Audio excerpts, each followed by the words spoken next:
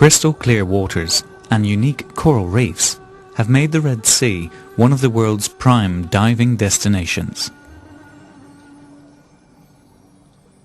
Because the Red Sea is poor in nutrients, all life depends on the diverse and abundant reefs along its coasts. But these reefs are threatened by problems such as overfishing, pollution, and uncontrolled coastal development. Hurghada, at the northern tip of Egypt's Red Sea coast, has become a sprawling mass of concrete hotels and apartment blocks. In a matter of 20 years, the area has undergone large-scale development driven by the tourist dollar. As a result of landfilling and dredging, even the coastline itself has changed dramatically. Underwater, the damage inflicted by construction directly on top of the reef is clearly visible. Corals have been smothered by the sediment or have been simply bulldozered away. Environmental organization HEPCA has been fighting against such disastrous construction projects.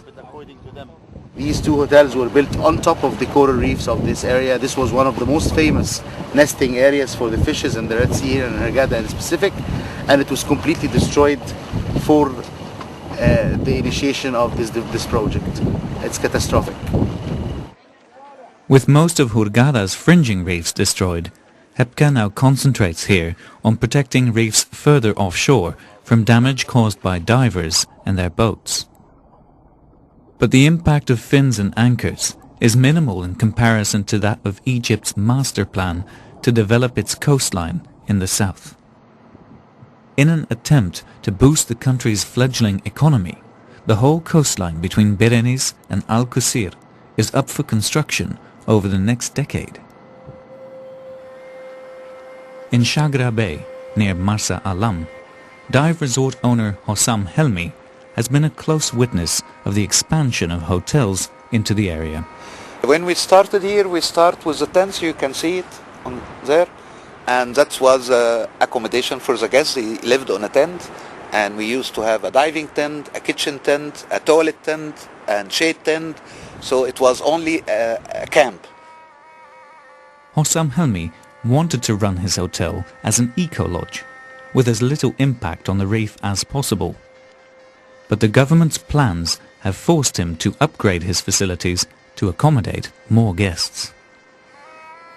One of the problems that the master plan of the South had been made without any study about the carrying capacity. This house reef, I cannot have 1,000 room over land to use this house reef because I'm going to lose it within maximum 6 months or 1 year. But I would like to use it for my generation and next generation and the generation after. Hotels want swimming areas for their guests, but direct access to the sea is blocked here by the fringing reef. Some hotels have taken the matter into their own hands, dredging away the reef to create swimming pools. A very serious offence, something on which both environmentalists and Egypt's Red Sea governor seem to agree. اللي هيغلط هاخد منه حقي بالقانون. يروح في السجن، يروح مطرح ما يروح، دي مش مشكلتي. لابد أن نحترم المكان اللي احنا فيه ونحترم البيئة بتاعتنا اللي هي رأس مالنا. أنا زي ما بقول البحر الأحمر رأس ماله البيئة الطبيعية الجميلة اللي فيه. خربت هذه البيئة يبقى ما حدش هيجينا خالص. Further south, truly pristine stretches of coastline still exist. But even protected areas inside national parks are not safe from the construction rush and have already been divided into hotel plots. Behind the scenes, foreign investments are a driving force behind the development plans. Although we're standing here in the middle of the National Park of Wadi Gimal, we're standing here in Ras Honkorab, the best location remaining, the last line of defense as we call it. The Tourism Development Authority, with no vision, with no strategy, planned and sold pieces of land here to mega investors who will come here and turn it into another cheap destination, completely destroyed.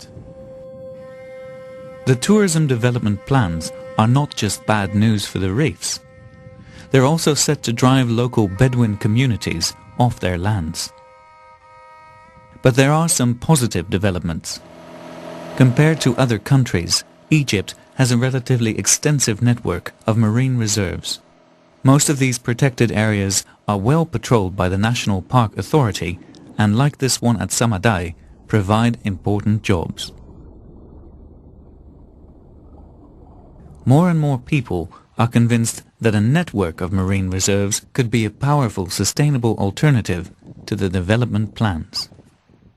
فبالتالي الحل الوحيد لحماية البحر الأحمر ككل هو إعلان البحر الأحمر المياه المصرية كمحمية طبيعية، وخصوصا الشعاب المرجانية فيها. فأنت ما هواش لوجيك إن أنت جزء من الفرنجنج ريف تعلنه كمحمية طبيعية وجزء تاني ما هواش محمية طبيعية. At the moment, such ideas seem hard to reconcile with the government's plans. But Dr. Hanafi argues that development based on the example of Hurghada also does not make sense from a long-term economic perspective. الغردقة تم ردم فيها 3 مليون متر مسطح علشان تتبني قرى سياحية وفنادق. فدي اتكلفت البلد كام؟ 300 أكتر من 300 بليون دولار. Egypt is now faced with a choice for its future. Marine reserves and sustainable tourism development, or the sacrifice of its natural resources for short-term gain.